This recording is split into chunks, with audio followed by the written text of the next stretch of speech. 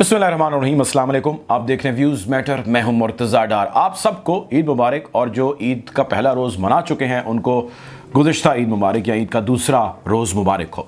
खैर, ईद का रोज़ ख़बरें जो है वो ख़त्म होने का नाम नहीं लेती। मामलात जो है वो ईद के रोज़ भी जारी रहते हैं और ख़बरों का सिलसिला यूँ आगे बढ़ता चला जाता है।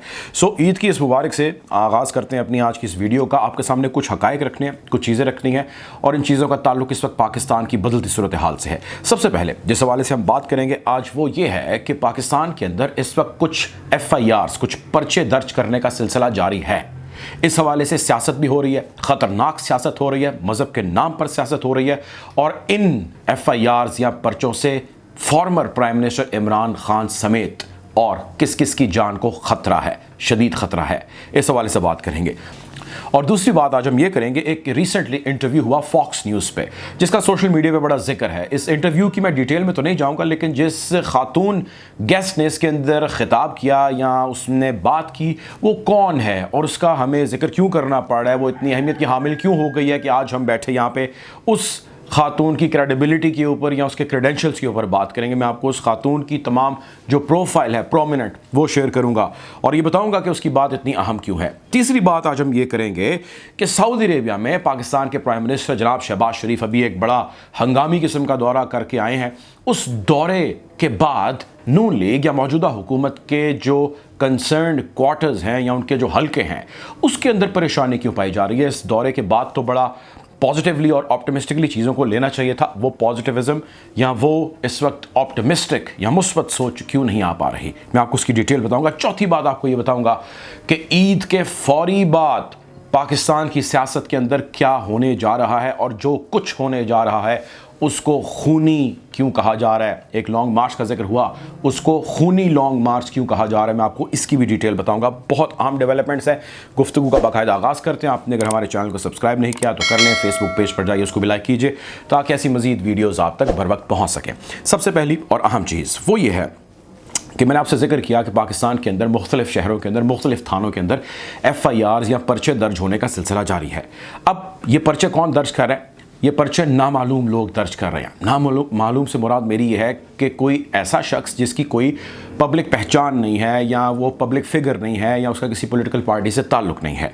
जब उसका किसी पॉलिटिकल पार्टी से ताल्लुक़ ना हुआ तो उसका FIR या उसका जो पर्चा दर्ज किया जा रहा है ये ऐसा ही पर्चा है या ये ऐसी ही FIR है या ये ऐसा ही दरख्वास्त गुजार है जैसा कभी नून लीग के दौर में फ्रॉडलेंट एक्टिविटीज़ के अंदर, जिस तरह मकसूद चपड़ासी का नाम ले लिया गया, मकसूद ड्राइवर का नाम ले लिया गया या इस किस्म के नामों को या वो नाम असल होते हैं, लोग असल होते हैं, उनको पकड़ा जाता है और उनके कंधे पे बंदूक रख के चला दी जाती है। नून लीग या मौजूदा हुकूमत के अंदर कोई भी ऐसी पॉलिटिकल जमात जो है वो अपने आप को इस काबिल नहीं समझती या उसने ये तय नहीं किया कि वो इस चीज़ का बीड़ा उठाए और वो बतौर जमात, बतौर गवर्नमेंट, बतौर पार्टी जो है वो FIRs कटवाए former prime minister Imran Khan, Sheikh Rashid समेत, कासिम सूरी समेत जितने भी उनके टॉप लीडरशिप के अंदर बंदे हैं, उकसाने पे कि उन्होंने लोगों को उकसाया है कि मस्जिद नबी सल्लल्लाहु अलैहि वसल्लम में वो जाएं और जाके वहाँ पे चोर चोर के गद्दार के नारे लगाएं जब वहाँ पे प्राइम मिनिस्टर पहुँचें या उनके साथ डेलीगेट्स पहुँचें और उस जगह की खुदा न खास्ता तौहीन करें। सो जमात ने, किसी भी हुकूमत ने कतई तौर पे पर्चे दर्ज नहीं कराए, अलबत्ता किसी के ज़रिए पर्चे दर्ज करा लिए गए। पाकिस्तान की तारीख़ गवाह है इस चीज़ की, जब कभी भी ऐसे किसी के ऊपर इल्ज़ाम लगाए जाते हैं उसको फ्लेयर अप किया जाता है या कभी भी FIRs ऐसी दर्ज हुई हैं उन लोगों के ख़िलाफ़ हमेशा कार्रवाई हुई और उनकी जान को ख़तरा हुआ है। सलमान तासीर की आपको मिसाल याद होगी, गवर्नर पंजाब थे और उनके ऊपर भी इसी किस्म का जो है वो एलिगेशन था या मिलता जुलता एलिगेशन था और उसके बाद उनकी असैसिनेशन हो गई। खैर, अदालत ने बाद में जिसने असैसिनेशन की उसके ख़िलाफ़ कार्रवाई की।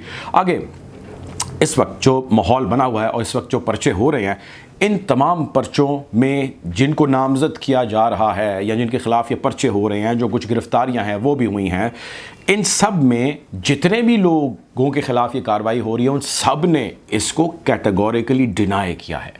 किसी एक शख्स ने भी या किसी एक ऐसे बंदे जिसके खिलाफ पर्चे हो रहे हैं उसने इसको सपोर्ट नहीं किया, कैटेगोरिकली डिनाई किया है। और farmer prime minister Imran Khan की जो खिदमात और जो काविशें हैं फॉर प्रॉफिट सल्लल्लाहु अलैहि वसल्लम डिग्निटी, और उनकी डिग्निटी से मुराद मेरी है कि उन नामूस रिसालत के हवाले से, इस्लामोफोबिया के हवाले से जो अथॉरिटीज़ कायम करना है उस हवाले से बहुत सारे ऐसे इनिशिएटिव हैं जिसकी गवाह दुनिया है, और ख़ुसूसन वेस्टर्न दुनिया है। पाकिस्तान की तो आप बात छोड़िए। खैर, इस सारे के अंदर मौलाना फजलुर रहमान और उनकी जमात भी सामने नहीं आ रही, लेकिन इस वक्त जो कुछ हो रहा है वो ख़तरनाक हो रहा है। ये होना नहीं चाहिए। वो इसलिए नहीं होना चाहिए क्योंकि हमारे यहाँ इस किस्म की चीज़ों में लोगों को आला कार या टूल बना लिया जाता है और बाद में उनको जो है वो वॉश आउट कर दिया जाता है और साइड पे फेंक दिया जाता है जब उनका यूज़ कर लिया जाता है। खैर, आगे बढ़ते हैं। दूसरी चीज़ ये है कि एक इंटरव्यू फॉक्स न्यूज़ पे हुआ। फॉक्स न्यूज़ पे अमरीकी एंकर, यानी फॉक्स न्यूज़ का एंकर बैठा है और वहीं पे अमरीकी एनालिस्ट बैठी है जो फॉक्स न्यूज़ के रिक्रूटेड एनालिस्ट है। वो एक मुकालमा करते हैं और उस मुकालमे के बाद शोर होने लग जाता है, बहुत ज़्यादा शोर पाकिस्तानी हलकों में होने लग जाता है, बल्कि कुछ वेस्टर्न हलकों में भी होने लग जाता है। और किस्सा मुख्तसर ये वो ये बयान करती है कि पाकिस्तान के अंदर बजरिया vote of no confidence Imran Khan की हुकूमत को इसलिए हटाया गया क्योंकि उसने यूक्रेन का साथ नहीं दिया, उसने रूस का साथ दिया या उसने सो कॉल्ड न्यूट्रल रहने की कोशिश की। दूसरा ये कि उसने चाइना के साथ ताल्लुकात बड़ी तेज़ी से आगे बढ़ाए। और तीसरा ये कि उसकी पॉलिसीज़ के अंदर एंटी अमेरिका सेंटिमेंट खासा पाया जाता था, जिस वजह से उसको जो है वो मक्खी की तरह जो है वो दूध में से निकाल दिया गया है। अच्छा, अब उस गवर्नमेंट को ले आए हैं जो गवर्नमेंट इसके ऑपोजिट करेगी, यानी कि वो अमेरिका की हामी होगी।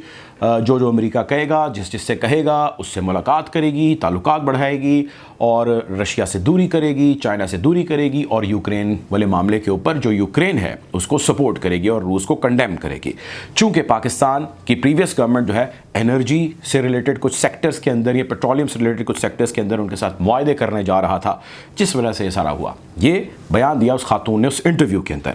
अब उसके बाद उस खातून के हवाले से बहुत सारे हलकों के अंदर जो हुकूमती हैं, खुसूसन नून लीग के, ये डिबेट शुरू हो गई उस खातून के क्रेडेंशियल्स के ऊपर। और हमें अनफॉर्चुनेटली यहाँ बैठ के बताना पड़ा कि नहीं भाई, वो खातून जो है वो कोई हल्की नहीं थी क्रेडेंशियल्स वाली। वो खातून एक ऐसे थिंक टैंक का हिस्सा है और रही है जिस थिंक टैंक की बड़ी अहमियत है अमेरिकन कंसर्न क्वार्टर्स के अंदर। उस खातून की डिटेल तो ज़्यादा नहीं मैं आपसे शेयर करता, लेकिन प्रोमिनेंट चीज़ें शेयर कर लेता हूँ। IRIS इंस्टीट्यूट ऑफ रिसर्च की प्रेसिडेंट इस वक्त मौजूदा है। ये वो इंस्टीट्यूट ऑफ रिसर्च है जो अमेरिकन थिंक टैंक्स में बहुत अहमियत का हामिल है। जितने भी लोग अमेरिकन थिंक टैंक्स लीगल और ऑफ द काफ़ी ऑफ द रिकॉर्ड जितने भी ऑपरेट कर रहे हैं, उसमें IRIS को ग्रेटर सिग्निफिकेंस हासिल है। इसकी यानी कि इसकी रिसर्च, इसकी स्टडी, इसकी रिकमेंडेशंस को बहुत अहमियत दी जाती है। और इसकी रिसर्च एंड रिकमेंडेशंस के अंदर नेशनल सिक्योरिटी और खुसूसन जो एयर सिक्योरिटी है, यानी एरो से रिलेटेड, एरोस्पेस से रिलेटेड और नेवल से रिलेटेड जितनी भी उनकी काविशें हैं, उसके ऊपर उनको बहुत ज़्यादा सराहा जाता है। और ये तकरीबन 25 साल से ज़ायद अरसे से ये इदारा काम कर रहा है, जिसकी वो प्रेसिडेंट है।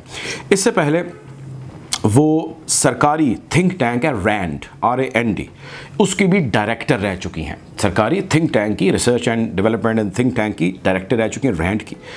100 से ज़्यादा आर्टिकल्स लिख चुकी हैं US एयरफोर्स के हवाले से।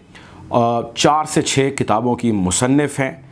सेक्रेटरी यूनाइटेड स्टेट्स एयरफोर्स जो इस वक्त मौजूदा हैं, उनकी बतौर असिस्टेंट जो है या उनको असिस्ट कर चुकी हैं अपने इस करियर में। इसके अलावा उन्होंने कल, आज मैं ये वीडियो बना रहा हूँ एक रोज़ कबल, यानी कल ब्रुकिंग इंस्टीट्यूट जो है उसके एक वेबिनार से धुआंधार किस्म का खिताब भी किया है। ब्रुकिंग इंस्टीट्यूट वो है जिसकी मिसालें यहाँ पे नून लीग, पीपल्स पार्टी, PTI, हर जमात उसकी रिसर्च और उसके थिंक टैंक्स की मिसालें देती रहती है, अपने जलसों के अंदर वो कोट करती फिरती है। और ब्रुकिंग इंस्टीट्यूट वो इंस्टीट्यूट है जिसने अब से तकरीबन कोई हफ्ता पहले एक और रिपोर्ट पब्लिश की, जिसमें रिपोर्ट / रिकमेंडेशन थी जो प्रेसिडेंट बाइडन को दी गई थी। और उस रिकमेंडेशन में ये कहा गया था कि शहबाज शरीफ से फौरी तौर पर रब्ता कीजिए। इस हवाले से भी मैंने वीडियो बनाई थी और आप लोगों को बताया था कि किस तरह माहौल को साजगार बनाया जा रहा है, जिसमें पाकिस्तान के प्रीमियर की सदर जो है अमेरिका के, उनके साथ फौरी तौर पर मुलाकात या टेलीफोन पर राब्ते के हवाले से तमाम तर चीज़ों को जो है वो सामने रखा जा रहा है। सो ये उसके इवेंट को उसमें एज ए स्पीकर जो है वो बातचीत कर रही थी, उसमें बोल रही थी। उन्होंने इनको मदऊ किया था कि भाई आप आके बोले, तो ब्रुकिंग भी गलत हो गया, ये भी गलत हो गई। अच्छा, इसके अलावा US एयर सिक्योरिटी जितनी भी है उस पर जितने थिंक टैंक्स गवर्नमेंट यानी कि ज़रा हुकूमत के ताबे है US एयर सिक्योरिटी, वो थिंक टैंक से रिसर्च लेती है, एनालिसिस लेती है नेशनल सिक्योरिटी से रिलेटेड, और उनके ऊपर फिर अमल पैरा होती है जहाँ जहाँ उसने होना होता है। टॉप ऑफ द लिस्ट जो है इस खातून की IRIS नामी जो ये तंजीम है या ये जो रिसर्च उनका इंस्टीट्यूट है वो काम कर रहे हैं। PhD डॉक्टर है वैसे, और इनको सिर्फ इस वजह से पाकिस्तान में नून लीग के हल्के डाउन प्ले कर रहे हैं या कहने का जी ये तो बिल्कुल जो है वो किसी काबिल नहीं है, पता नहीं किस अमरीकी को इन्होंने बिठा के अमरीकियों ने इंटरव्यू कर लिया अमरीकी चैनल के ऊपर, क्योंकि इनके ट्विटर के ऊपर जो है वो 2800 के करीब फॉलोअर हैं। सो अगर आपने किसी को ट्विटर पे फॉलोअर्स होने की वजह से उसकी क्रेडिबिलिटी को गेज करना है तो मैं फिर बहुत सारे नाम हैं जो ले सकता हूँ, लेकिन मैं लेना नहीं चाहता, जिनकी क्रेडिबिलिटी आप और मैं बहुत अच्छी तरह जानते हैं और उनकी ट्रैफिक जो है वो कई 100K या नियर टू मिलियन भी है। So let's not get into it, but the credentials speak. खातून किसी काबिल है तो भाई फॉक्स न्यूज़ ने उसको अपने जो पैनल है, परमानेंट पैनल है, उसका हिस्सा बनाया मार्च 2022 इसी साल में, तकरीबन 1.5-2 महीने पहले। एक ट्वीट मैंने किसी एक और गोरे साहब की देखी जिसमें उसने कहा कि भाई जी वो गेस्ट नहीं मिल रहा, तो उन्हें पकड़ के बिठा लिया और गेस्ट के तौर पे बोलने लग गए। ये मेरी दानिश के मुताबिक, मैंने भी अमेरिकी चैनल्स के अंदर काम किया है, इस किस्म के अरेंजमेंट्स वहाँ पर नहीं चलते। खैर वॉट एवर हैज़ हैपेंड, और उसके हो जाने के बाद यकीनी तौर पे पाकिस्तानी हलकों में तो है ही काफ़ी शोर, लेकिन वेस्टर्न हलके भी हैं उसको अंडर कंसिड्रेशन लेके आए हैं इस शो को, और इसके ऊपर बातचीत जारी है। और मेरी ज़ाती तौर पे भी कुछ और लोगों से भी बातचीत जारी, मैं कोशिश करूँगा इस हवाले से आपके लिए एक और इंटरव्यू जो है वो जल्द सामने लेके आऊँगा। खैर अगली चीज़ ये है जिसका जिक्र हो रहा है वो ये है कि दौरा सऊदी अरेबिया, पाकिस्तान के प्राइम मिनिस्टर ने पहला सरकारी दौरा सऊदी अरेबिया का किया, उसके बाद वो UAE गए। सऊदी अरेबिया के दौरे से बड़ी उम्मीदें थीं, लेकिन उस दौरे के बाद नून लीग के हलकों के अंदर कुछ ज़्यादा परेशानी पाई जा रही है। उस परेशानी की 2 वजह हैं, आप उसके बारे में ख़ुद अखज़ कर सकते हैं कि क्या मामला है। ये वहाँ पर गए थे ये कहने के लिए कि आपने इमरान खान की हुकूमत को $3 अरब प्लेज किए हैं और आपने उसका एक सर्टेन टाइम दिया है, चुनाचे आप ऐसा कीजिए कि हमें 3 को 7 कर दें या 8 कर दें। यानी कि 3 तो आपने उसको दे दिए, को 3 से $4 अरब आप हमें भी दीजिए, यानी कि मोटे लफ्ज़ों में कि 7.5-8 अरब ये शहबाज शरीफ साहब वहाँ से लेकर आएंगे। जब ये वहाँ पे गए, इनकी मुलाकातें हुई, बातचीत हुई, जैसा भी रिसेप्शन हुआ वो हम सब ने देखा, और जो इमरान खान का था वो भी हम सब ने देखा। दोनों में ज़मीन आसमान का फ़र्क था। जो कुछ हुआ वहाँ पे मैं उसकी डिटेल में दोबारा नहीं जाना चाहता, लेकिन इनको वहाँ पे शदीद गम गुस्से का पाकिस्तानी कम्युनिटी से सामना तो था ही, लेकिन बहुत कोल्ड कॉर्नर इनको वहाँ पे सऊदी रॉयल्स की जानिब से भी मिला, और उन्होंने कतई तौर पर 1 रियाल भी ज़ायद देने की गारंटी नहीं दी। मुश्तरका एलामिया जारी किया गया और उसमें जो डिप्लोमेटिक अल्फाज होते हैं जी, energy, cultural exchange, diplomatic and strategy of the region के हवाले से बातचीत हुई, एक दूसरे के साथ ताल्लुक। वो एक पैराग्राफ 2-3 होते हैं, वो लिखे पड़े होते हैं, वो उठाते हैं और उसको पेस्ट कर देते हैं कि जी हमारी इन उमूर के ऊपर बातचीत हुई है। तो वो ऐसा एक मुश्तरका एलामिया जारी कर दिया गया। एक चीज़ उन्होंने सिर्फ कही और उन्होंने कहा कि अच्छा भाई हम ज़्यादा से ज़्यादा आप चल के आ गए हैं, पैसे हुकूमत पाकिस्तान के आप लगा के आ गए हैं, तो हम ऐसा करते हैं कि आपने जो $3 अरब हमें एक सर्टेन टाइम में देने थे उसमें हम 1 साल का इजाफा कर देते हैं, तो आप 1 साल मजीद उसको अपने सेंट्रल रिजर्व में रहने दीजिए और फिर हमें वापस कर दीजिएगा। इसके अलावा उन्होंने कोई तब्दीली नहीं की। हाँ, 1-2 चीज़ें हैं जो गर्दिश कर रही हैं, लेकिन कोई भी कन्फर्मेशन नहीं है। वो ये है कि शायद किसी ने अरबियों में से कहा है यहाँ पे कि हम अभी आप चलें, आप जाएँ, आप घर जाएँ, हम आपको 7-8 अरब के करीब जो है वो प्लेज कर देंगे। बट ये एक रूमर है या ये एक चुटकुला है जो छोड़ा गया, इसमें हकीकत है या फसाना है, आई कैन नॉट से एनी थिंग अबाउट इट, लेकिन अभी कोई ऑफिशियल कन्फर्मेशन इस हवाले से नहीं है। 3 अरब जो था इमरान खान का लिया वही है, सिर्फ 1 साल का इजाफा करके उनको वापस भेज दिया है। UAE गए, UAE जाके वहाँ के रिसेप्शन जो उनको मिला उस पर बहुत सारा क्रिटिसिज्म उनको सामना करना पड़ा कि जी आपको प्राइम मिनिस्टर गया पाकिस्तान का, आप छोड़ें, आप शहबाज शरीफ है, नून लीग क्या, पाकिस्तान का प्राइम मिनिस्टर है, वहाँ पे गया है और आपको कोई उनका जो है वो जूनियर तरीन बंदा आता है और आके आपको रिसीव करता है और आपको ले जाता है। आपका बड़ा रेड कारपेट किस्म का वेलकम होना चाहिए था। UAE के अंदर पाकिस्तान का प्रीमियर जाए, 1.7 मिलियन लोग आज भी वहाँ पर काम कर रहे हैं, तो ऐसी चीज़ें डिप्लोमेटिक प्रोटोकॉल्स के अंदर बड़ी अहमियत की हामिल हैं। आपको रिसेप्शन नहीं मिला तो उसके अलावा आपको मिला क्या वहाँ से, आप करने क्या गए थे, आपको कुछ भी नहीं मिला। जिस पैराग्राफ का मैंने जिक्र सऊदी वाली मुलाकात के अंदर किया, इसी किस्म का पैराग्राफ उन्होंने भी छापा, एलामिया जारी किया। उन्होंने कहा जी हमारी इस हवाले से बात हुई, हमारी उस हवाले से बात हुई, ये किया वो किया, खाया पिया कुछ नहीं, गिलास तोड़ा और वापस पाकिस्तान आ गए। सो ये इनकी यात्रा सऊदी अरेबिया की और यूएई की रही है। इसकी डिटेलिंग में आप जाना चाहें तो आप जा सकते हैं, गूगल पे लिखिए, आपको सारी चीज़ें सामने आ जाएंगी। लेकिन कोई ख़ास मुस्बत नताइज इस दौरे से नहीं निकल पाए। मेरी अंडरस्टैंडिंग ये है कि निकलेंगे, निकालने पड़ेंगे, क्योंकि जो इनको लाए हैं रिजीम के अंदर वो कुछ ना कुछ इनको देंगे। अगर वो नहीं देंगे तो मसला ज़्यादा ख़राब हो जाएगा। मसला ये है कि दे तो देंगे, लेकिन उसके बाद वापसी के बहुत सारे मसले मसाइल हैं जिस हवाले से अभी उनके जो है वो कंसर्न्स पाए जाते हैं। आखिरी बात वो ये है जिसका जिक्र मैंने इस वीडियो के आगाज़ में किया कि ईद के बाद क्या होने जा रहा है। पाकिस्तान के former interior minister Sheikh Rashid ने आज मीडिया से ईद वाले रोज़ बातचीत की और उन्होंने कहा है कि ईद के बाद या इस महीने के एंड में चंद रोज़ के बाद जो लॉन्ग मार्च होने जा रहा है वो लॉन्ग मार्च खूनी मार्च होगा। और इसका जिक्र उन्होंने बाबंगे दोहल किया है। और शेख रशीद आजकल काफ़ी आउटस्पोकन है सारे मामले के ऊपर और बड़ी ज़ाहिर है वो करीब से देखते भी हैं, इदारों को भी समझते हैं, पॉलिटिकल पार्टीज़ को भी समझते हैं, उसके अंदर बैठे लोगों को भी समझते हैं। उनका कहना ये है कि 10 लाख लोगों की कॉल दी गई है इमरान खान की जानिब से कि वो निकलेंगे और हम मार्च करेंगे टुवर्ड्स इस्लामाबाद। और इसको आज़ादी मार्च का नाम दें या जो भी मार्च दें, इस मार्च का एक ही मकसद होगा कि हमारी हुकूमत को अमरीकी या बैरूनी साजिश के ज़रिए निकाल तो दिया गया है, अब दोबारा इलेक्शंस कराइए ताकि हमारा आइनी हक़ जो है वो हमें मिल सके, जो अभी तक जिसको तस्लीम नहीं किया गया। अब अगर इस मार्च में शेख रशीद साहब, पाकिस्तान तहरीक इंसाफ के या बहुत सारे इंडिपेंडेंट एनालिस्ट का भी ये कहना है कि इसके आधे लोग यानी 5 लाख भी निकल आए या उसके भी आधे लोग 2.5 लाख भी निकल आए या उससे भी कम 1 लाख के करीब भी लोग अगर निकल आए तो उस वक्त जो सूरत हाल होगी वो काबू करने से बहुत दूर होगी, वो आउट ऑफ कंट्रोल होगी। और उस सूरत हाल के अंदर खूनी इनकलाब का मैं जिक्र इसलिए कर रहा हूँ क्योंकि former interior minister Sheikh Rashid ने इसका जिक्र किया और वो कह रहे हैं कि ये मार्च खूनी जो है वो मार्च होगा।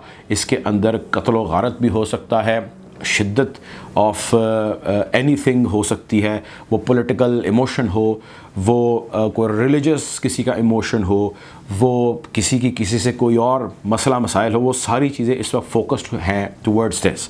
और इससे पहले जो मोमेंटम बना हुआ है पूरे मुल्क की सियासत का, उसमें हर सूरत शिद्दत और हिद्दत हमें आती नज़र आ रही है, दिखाई दे रही है। और इस शिद्दत और हिद्दत में जो इजाफ़ा हो रहा है इसको रोकना होगा। अगर ये नहीं रोका जाएगा या फोर्स का किसी भी सूरत किसी पे भी इस्तेमाल किया जाएगा तो इसके नताइज बिल्कुल आउट ऑफ कंट्रोल होंगे। ये एक वो बात है जो आम शख्स भी समझ सकता है। बहरहाल अगर आप फोर्स से टैकल डाउन करने की कोशिश करेंगे तो उसके नताइज यकीनन अच्छे नहीं होंगे, क्योंकि दुनिया भर के अंदर दुनिया भर की ताकत है ये बात मान चुकी है कि किसी भी मसले का हल बैठ के बातचीत है, फोर्स का इस्तेमाल नहीं है, वो चाहे अमेरिका अफगानिस्तान में क्यों ना हो। बहरहाल कोशिश करेंगे बदलती सूरत हाल के हवाले से आपको यूँ ही अपडेट रखें। अपना ख्याल रखें, दुआ में याद रखें। अल्लाह हाफ़िज़।